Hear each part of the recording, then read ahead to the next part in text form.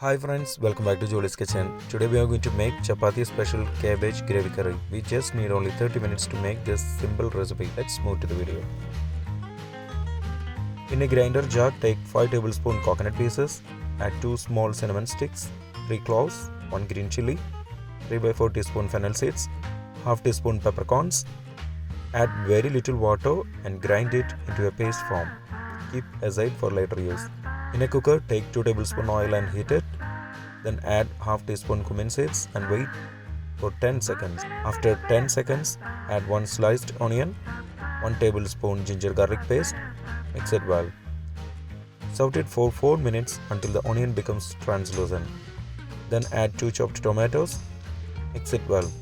Saute it for 3 minutes until the tomatoes are soft and mushy. If you have not subscribed to our channel, please do subscribe and support. To receive latest video notification, don't forget to enable bell icon.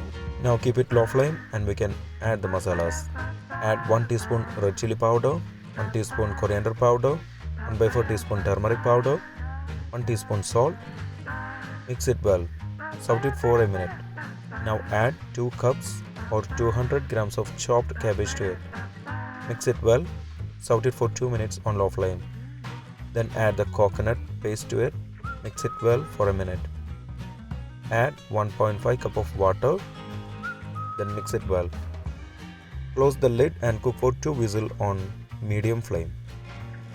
After 2 whistles, switch off the flame. After 15 minutes, we can open the lid. Our Chapathi Special Cabbage gravy curry is ready. We just need only 30 minutes to make this simple recipe. If you enjoyed this video, please press like button. Also, don't forget to subscribe to our channel. Comment below your suggestions. We will come back with another video. Thanks for watching the video.